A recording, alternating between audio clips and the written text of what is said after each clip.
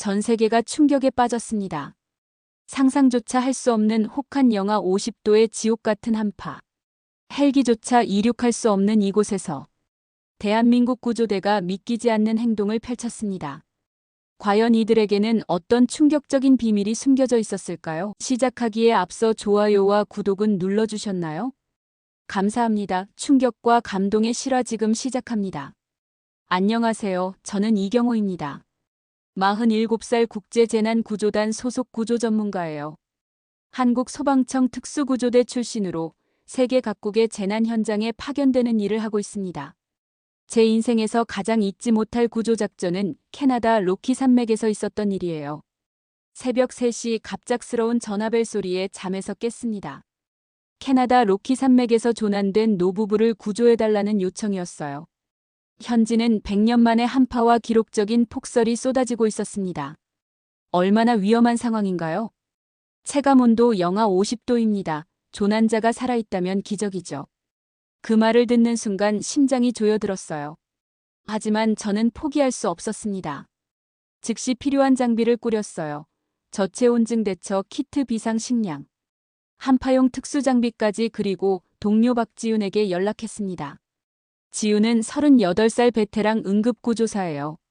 항상 밝고 긍정적인 성격으로 제 냉정한 태도와는 정반대입니다. 하지만 위기 상황에서는 누구보다 믿음직한 동료죠. 비행기에서 저는 조난자들의 정보를 확인했어요. 조나단과 한미경 72살과 68살의 캐나다 거주 한국계 부부입니다. 두 사람은 한국 여행을 꿈꾸며 트레킹을 하다 조난됐다고 했죠. 특히 눈에 띈 것은 조나단이 베트남전에 참전했다는 기록이었어요. 그 단어는 항상 제 가슴을 아프게 합니다. 제 아버지는 베트남전 참전 후유증으로 일찍 세상을 떠나셨거든요. 어머니 혼자 저를 키우셨습니다. 어쩌면 제가 구조 활동에 뛰어든 것도 아버지의 영향일지 모르겠어요. 비행기에서 저는 계속 구조 계획을 세웠습니다. 저체온증 환자는 발견 즉시 기도와 호흡, 심장 상태를 확인하고 보온 조치가 필수예요. 10분 안에 응급처치가 시작되어야 생존율이 높아집니다. 이런 추위에 과연 살아있을까요? 지윤이 조심스레 물었어요. 저는 말없이 고개를 끄덕였습니다. 사실 저도 불안했지만 그런 감정을 드러내는 건 임무에 방해가 될 뿐이에요. 캐나다에 도착했을 때 하늘에서 내려다본 로키 산맥은 온통 하얀색뿐이었습니다. 어디에 사람이 있는지 구분하기 힘들 정도였어요. 현지 공항에는 캐나다 구조팀이 우리를 기다리고 있었습니다. 날씨가 계속 악화되고 있어요. 수색 작업이 더 어려워질 겁니다. 시간이 촉박했습니다. 최대한 빨리 현장에 도착해야 했어요. 헬기를 타고 로키 산맥으로 향하는 동안 창밖으로는 끝없는 설원이 펼쳐졌습니다. 폭설은 잠시 그쳤지만 강풍이 눈보라를 일으키고 있었어요. 조난자들이 갇혀있을 지역은 헬기 착륙이 불가능한 협곡이었습니다.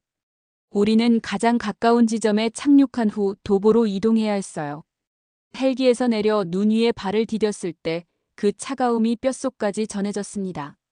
체온계는 영하 45도를 가리키고 있었어요. 바람까지 더해지면 체감 온도는 영하 53도까지 떨어질 겁니다. 피부가 노출되면 5분 안에 동상이 시작될 정도였어요. 우리는 얼굴 전체를 가리는 특수 마스크를 쓰고 세 겹의 장갑을 꼈습니다. 그럼에도 추위는 옷을 뚫고 몸속으로 파고들었어요. 지윤의 얼굴이 긴장으로 굳어 있었습니다. 저도 마찬가지였죠. 이런 극한의 환경에서 12시간 이상. 지난 조난자를 산채로 발견한 사례는 거의 없었으니까요. 수색을 시작하기 전 저는 깊게 숨을 들이쉬었습니다. 차가운 공기가 폐를 찌르는 것 같았어요. 눈앞에 펼쳐진 하얀 지옥 속에서 우리는 두 생명을 찾아내야 했습니다. 가능할까요? 시간은 계속해서 흐르고 조난자들의 생존 가능성은 점점 낮아지고 있었어요. 캐나다 현지 구조본부에 도착했을 때부터 분위기는 심상치 않았어요. 중국 국제구조팀이 먼저 와 있었고 그들의 팀장 장웨이는 처음 마주한 순간부터 저희를 무시하는 태도였습니다. 50대 중반의 장웨이는 중국 최고 구조 전문가라는 명성을 가진 사람이었죠. 장웨이가 저희에게 첫 인사를 건넸어요. 한국에서도 왔다며 자신들이 맡겠다고 했습니다. 감성적인 구조는 효율적이지 않다는 말도 덧붙였죠. 저는 그의 눈을 똑바로 바라보며 생명의 우선순위가 있느냐고 물었어요. 그는 코웃음만 쳤습니다. 장외인은 브리핑 내내 자신들의 최첨단 장비를 과시했어요. 열감지 드론 위성, 통신장비 특수 제작된 극지용 헬기까지. 그의 말투에는 우리를 향한 뿌리 깊은 우월감이 묻어 있었습니다. 그들의 장비는 영하 60도에서도 작동한다며 우리 장비는 어떠냐고 물었죠. 지훈이 대답하려 했지만 제가 손짓으로 말렸어요. 지금은 자존심 싸움을 할 때가 아니었습니다. 생명이 위급한 상황에서는 모든 자원을 효율적으로 활용해야 했죠. 수색구역을 나누는 회의에서 갈등은 더 고조되었어요. 장외인은 자신들이 핵심 구역을 맡겠다고 고집했습니다. 그들의 장비가 가장 뛰어나기 때문에 효율적이라는 이유였죠. 저는 참을 수 없었어요. 그가 말하는 효율성이란 결국 노부부의 생존 가능성이 낮다고 판단해 찾는 시간과 노력을 최소화하겠다는 의미였으니까요. 지훈이 화를 참지 못하고 우리도 국제인증 구조대원이라며 극지방 구조 경험도 많다고 말했습니다. 장외인은 비웃듯 웃더니 팀원들에게 중국어로 뭐라고 말했어요. 분명 좋은 말은 아니었을 겁니다. 결국 수색구역은 세 팀으로 나뉘었어요. 중국팀은 가장 넓은 동쪽을, 캐나다팀은 서쪽을, 우리 한국팀은 가장 좁은 북쪽 구역을 맡게 되었습니다. 장외인은 작전 회의가 끝난 후 저에게 다가와 어깨를 두드리며 말했어요. 우리는 시간 낭비하지 말고 기지에서 대기하는 게 어떻겠냐며 자신들이 먼저 발견할 거라고 했습니다. 그 순간 주먹을 꽉 쥐었지만 참았어요. 우리는 증명해 보일 것입니다. 눈보라 속으로 나가기 전 지훈이 분노로 떨고 있었어요. 장비 점검을 하면서도 중국팀을 향한 불만을 토로했습니다. 저는 그저 침착하게 준비를 마쳤죠. 15년간 수많은 구조 현장에서 배운 것이 있다면 자존심보다 중요한 것은 인명이라는 사실이에요. 수색을 시작한 지 2시간이 지났을 무렵 중국팀의 드론이 의심 지점을 발견했다는 무전이 왔습니다. 장회의의 득이양양한 목소리가 무전기를 타고 흘러나왔어요. 하지만 곧이어 상황이 바뀌었죠. 드론이 포착한 것은 노부부가 아닌 다른 등산객이 버린 장비였던 것입니다. 장회의의 목소리에서 당혹감이 느껴졌어요. 저희는 묵묵히 수색을 계속했습니다. 시야는 점점 나빠졌고 체감 온도는 영하 53도까지 떨어졌어요. 장갑 2겹을 끼고 있어도 손가락이 얼어붙는 느낌이었습니다. 그런 상황에서도 중국팀은 계속해서 그들의 첨단 장비로 넓은 지역을 빠르게 수색하고 있다며 자랑했어요. 장외인은 이미 담당 구역의 70%를 수색 완료했다며 우리는 얼마나 진행되었냐고 물었습니다. 저는 대답하지 않았어요. 지훈이 화를 참지 못하고 무전기를 뺏으려 했지만 제가 말렸습니다. 우리는 눈을 한 사판사파가며 꼼꼼히 수색하고 있었어요. 장비에만 의존하는 것보다 인간의 직감과 경험이 더 중요한 순간이 있다는 걸 알고 있었죠. 그리고 마침내 저희가 수색하던 구역 깊숙한 곳에서 희미한 텐트 자국을 발견했어요. 직감적으로 이곳이라는 생각이 들었습니다. 무전을 보내자 장회의가 즉시 자신들이 확인하겠다며 달려왔어요. 먼저 발견하더라도 공을 넘기지 않으려는 속셈이었겠죠. 하지만 현장은 저희가 장악했습니다. 이미 지훈과 저는 눈을 파내기 시작했고 10분 후 텐트의 일부를 발견했어요. 장회의 일행이 도착했을 때는 이미 저희가 텐트를 절반 이상 파낸 상태였습니다. 그의 얼굴에는 불쾌함이 역력했어요. 한국 구조대의 승리였죠. 텐트를 완전히 파냈을 때 마침내 노부부의 모습이 드러났어요. 서로를 꼭 끌어안은 채 누워 있었습니다.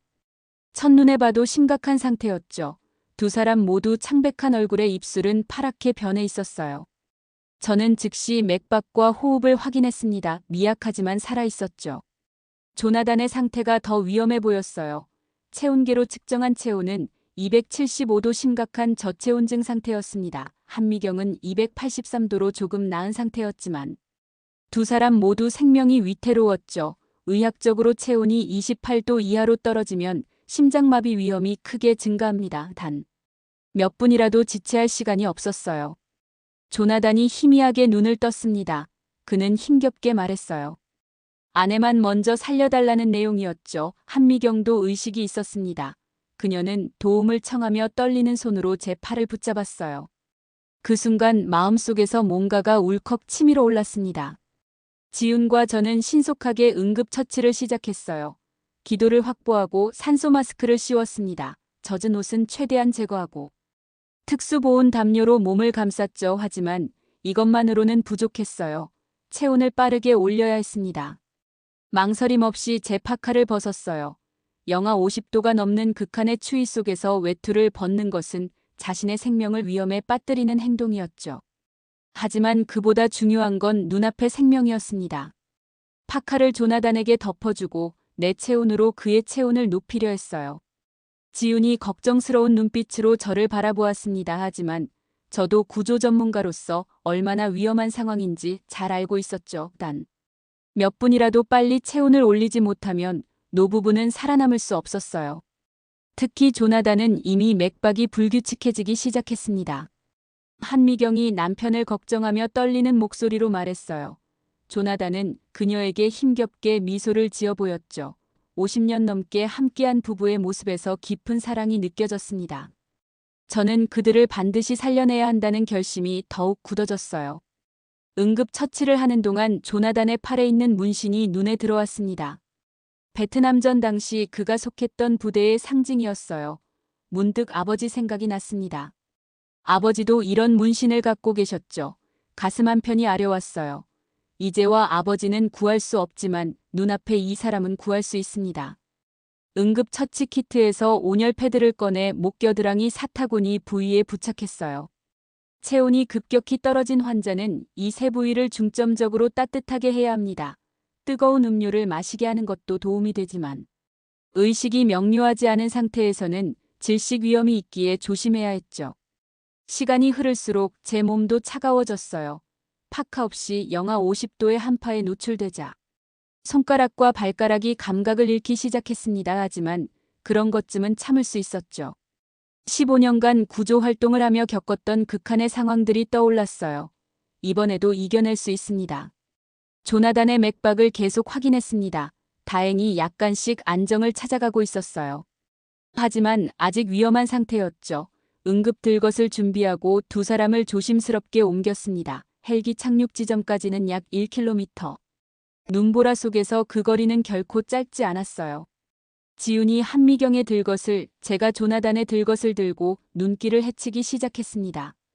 발이 푹푹 빠지는 눈길 위를 걷는 것은 체력을 급격히 소모시켰어요.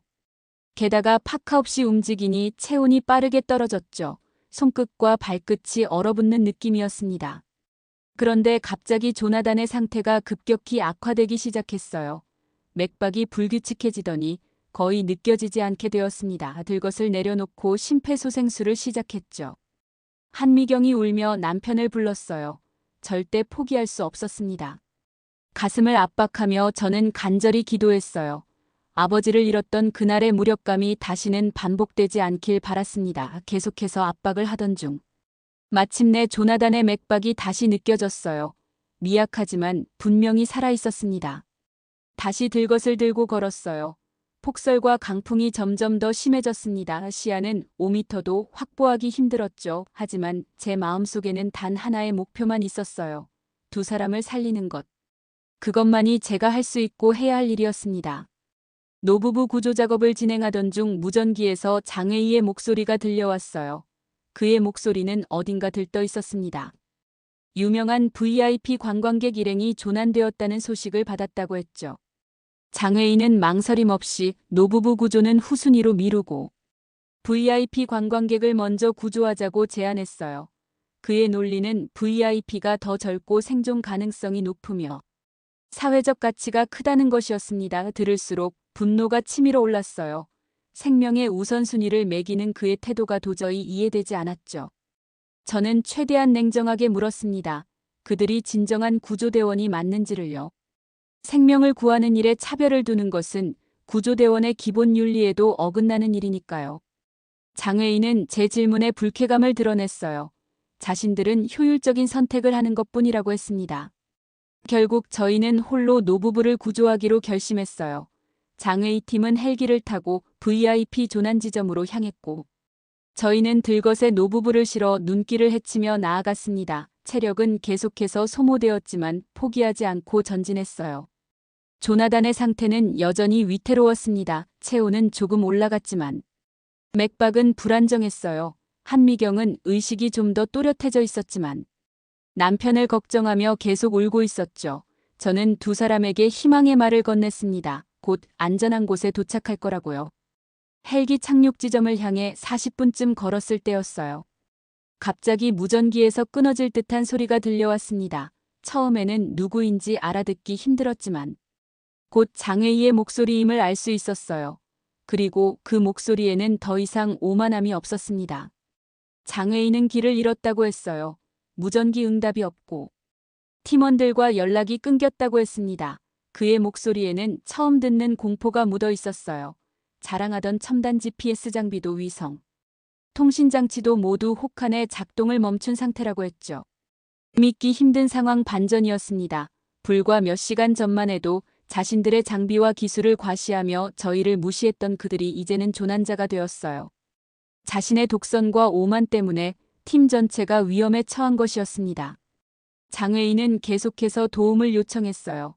그들이 위험한 절벽 근처에 있다는 사실이 특히 걱정되었습니다. 눈보라가 계속되면 시야가 확보되지 않아 추락 위험도 있었어요. 한 팀원은 이미 다리를 다쳐 움직일 수 없는 상태라고 했죠. 지훈이 제 옆에서 피식 웃었습니다. 업보라는 말이 절로 나올 법한 상황이었어요.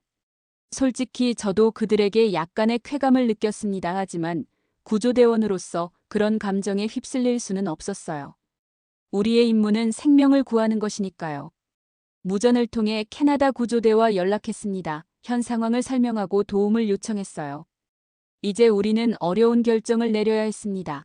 노부부 구조에 계속 집중할 것인지 아니면 장웨이 팀도 구하러 갈 것인지 두 임무를 동시에 수행하기에는 인력이 부족했어요. 장웨이의 다급한 목소리가 계속해서 무전기에서 들려왔습니다. 도와주시오, 상황이 심각합니다. 제발, 오만했던 그의 목소리가 이렇게 절박하게 변할 줄은 몰랐어요. 마치 운명이 그에게 교훈을 주려는 것 같았습니다. 눈보라는 점점 더 거세졌고 시간은 계속해서 흘러갔어요. 지훈의 얼굴에도 고민의 흔적이 역력했습니다. 장웨이의 절박한 무전 내용은 시간이 갈수록 더 심각해졌어요. 무전기 통신 상태도 점점 나빠져 끊어질 듯 이어지는 목소리가 더욱 불안하게 들렸습니다. 저희가 지금까지 들어본 장웨이의 모습과는 완전히 달랐죠. 무전기 응답 없음, 길을 잃었다. 모든 장비가 고장, 도와달라. 자신이 얼마나 위험한 상황인지 깨달았는지 그의 목소리에는 공포와 후회가 뒤섞여 있었어요. 처음으로 장웨이의 진짜 모습을 보는 것 같았습니다. 첨단 장비와 오만함의 가면이 벗겨진 한 인간의 모습이었죠. 장웨이는 계속해서 상황을 전했어요. VIP를 찾으러 가던 중 갑작스러운 눈보라로 방향을 잃었고 자신들이 어디에 있는지 알 수 없게 되었다고 했습니다. 더 큰 문제는 한 팀원이 절벽에서 미끄러져 다리를 다쳤다는 사실이었어요. 모든 것이 아이러니했습니다. 생존 가능성이 낮다며 노부부를 후순위로 미루자던 장웨이가 이제는 자신의 생존을 걱정해야 하는 상황이 되었어요. 첨단 장비를 자랑하던 그가 이제는 모든 장비가 작동을 멈춘 채 원시인처럼 눈보라 속에 갇혀 있었죠. 결국 자신의 독선 때문에 팀 전체가 위험에 처한 것이었어요. 무전기 너머로 들려오는 그의 팀원들의 불안한 목소리들. 그들은 자신들의 팀장이 내린 결정 때문에 지금 생사의 갈림길에 서 있었습니다. 내가 잘못 판단했다. 이런 상황이 올 줄 몰랐다. 처음으로 장웨이가 자신의 잘못을 인정하는 말이 들려왔어요. 이 순간 그는 더 이상 오만한 중국 구조대장이 아니라 자신의 실수를 후회하는 한 사람일 뿐이었습니다. 자만심이 부메랑이 되어 돌아온 것이죠. 조난 위치를 파악하려 했지만 그들의 GPS 장비마저 고장났다고 했어요. 추정 위치만으로는 그들을 찾기가 쉽지 않았습니다. 게다가 그들이 있는 지역은 위험한 절벽지대였죠.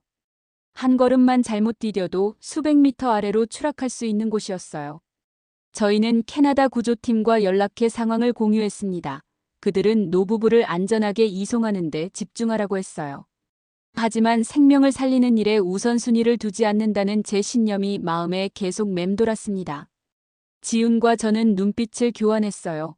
말은 하지 않았지만 서로 생각하는 바를 알 수 있었습니다.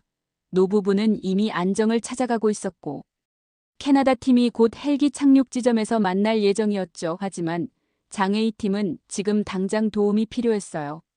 어려운 결정이었지만 저희는 노부부를 안전한 대피소에 머무르게 한 후 장웨이 팀을 찾으러 가기로 했습니다.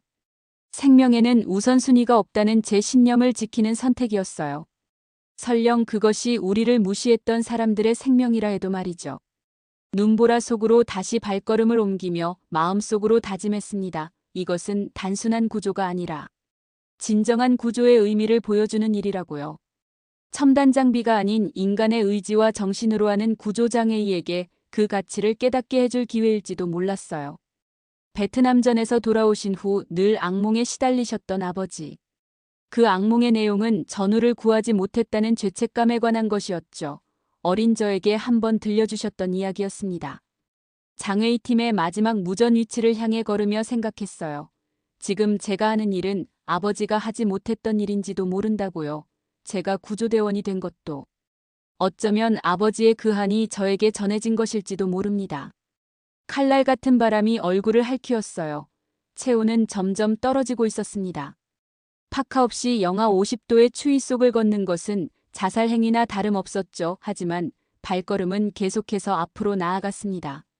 아버지가 베트남에서 구하지 못했던 전우처럼 오늘 이 설원에서 누구도 잃지 않을 것이라고 다짐했어요. 지훈이 걱정스러운 눈으로 저를 바라보았지만 이미 결심은 굳혔습니다. 1시간 가까이 걸었을까요? 갑자기 희미한 불빛이 보였어요. 장웨이 일행이 피난처로 삼은 바위 절벽 아래였습니다. 다가가자 장웨이가 믿을 수 없다는 표정으로 저를 바라보았어요. 그의 눈에는 놀라움과 부끄러움이 섞여 있었습니다. 장웨이는 더 이상 오만한 중국 구조대장이 아니었어요. 도움이 필요한 한 사람일 뿐이었습니다. 그의 팀원들도 저를 보고 희망의 빛을 되찾은 듯했죠. 한 명은 다리를 다쳐 움직일 수 없는 상태였어요. 응급처치를 하며 저는 조나단의 이야기를 떠올렸습니다.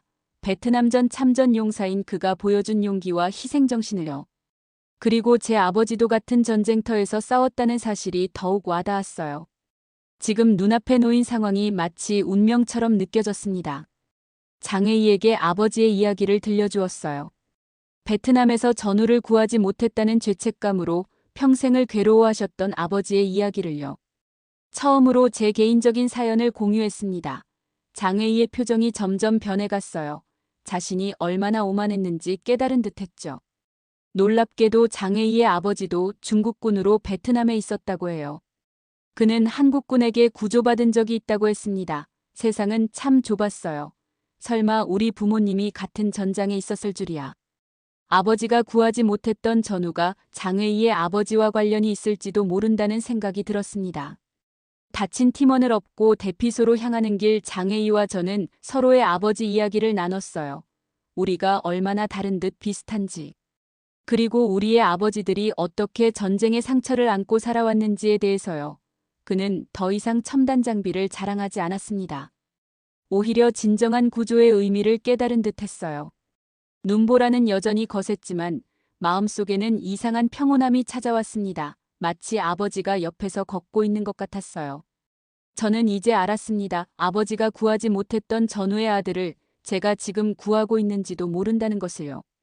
그것은 단순한 우연이 아닌 운명의 끈이었습니다. 대피소에 도착했을 때 노부부는 이미 캐나다 구조팀에게 인계되어 안전한 곳으로 이송된 후였어요. 최선을 다했고 모두를 구해냈다는 안도감이 밀려왔습니다. 눈을 감고 깊게 숨을 들이마셨어요. 아버지도 이 순간을 보고 계신다면 분명 자랑스러워 하실 것입니다.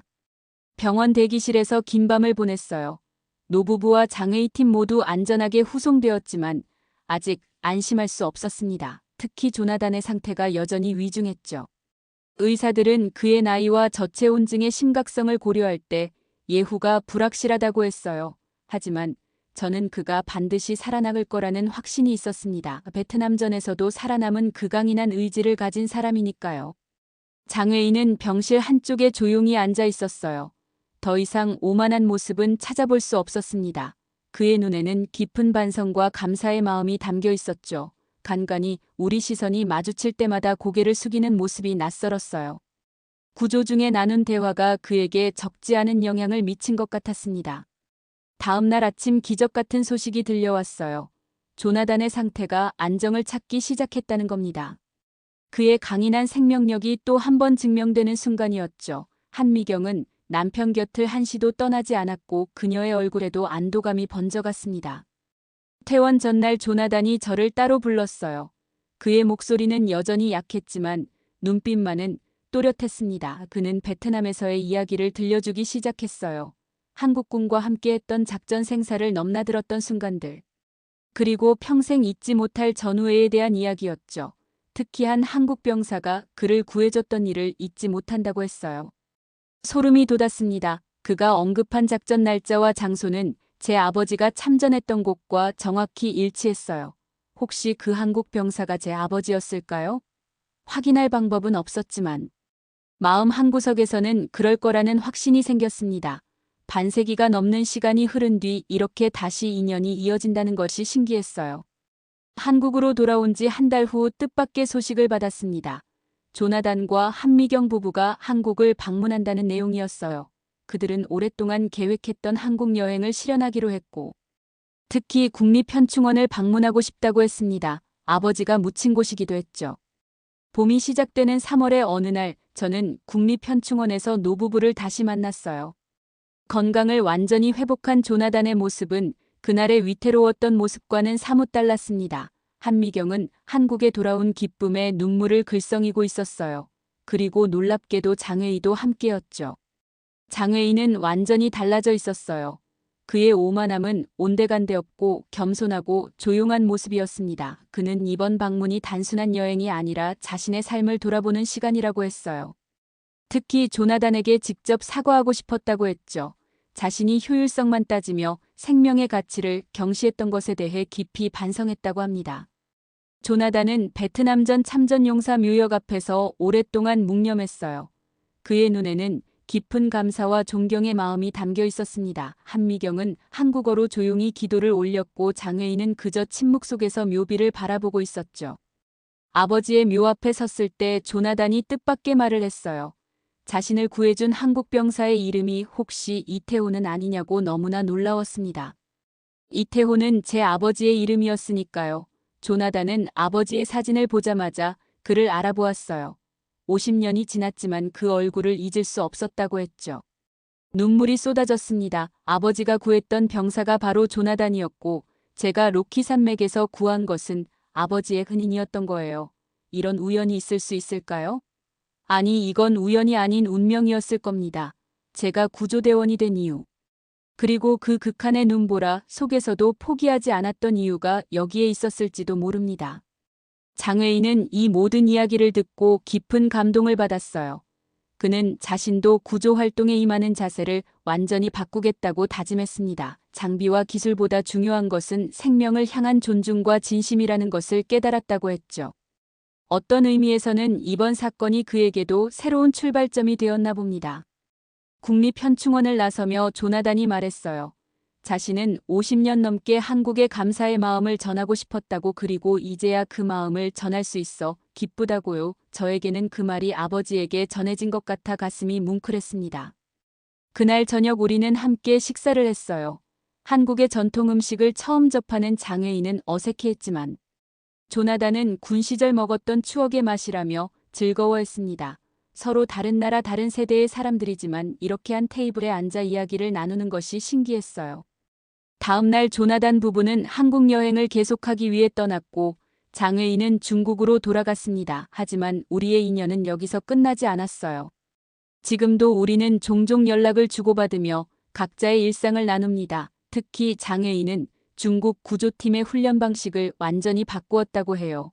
이제는 장비보다 사람을 효율성보다 생명의 가치를 우선하는 교육을 한다고 합니다. 저에게 이번 구조작전은 단순한 임무 그 이상이었어요. 아버지의 과거와 제 현재를 연결해준 소중한 경험이었죠. 우리는 생명을 구했지만 동시에 어떤 인연을 이어간 것인지도 모릅니다.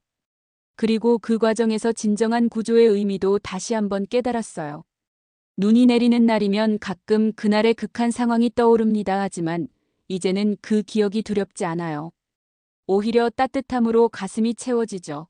아버지가 베트남에서 시작한 인연의 끈을 제가 로키 산맥에서 다시 이어갔다는 생각에 묘한 감동이 밀려옵니다. 어쩌면 이것이 제가 구조대원으로 살아가는 진짜 이유일지도 모르겠어요. 오늘의 사연은 여기까지입니다. 재미있게 보셨다면 구독과 좋아요로 응원 부탁드립니다. 다음에 더 따뜻한 사연으로 찾아오겠습니다. 끝까지 함께 해주셔서 감사합니다.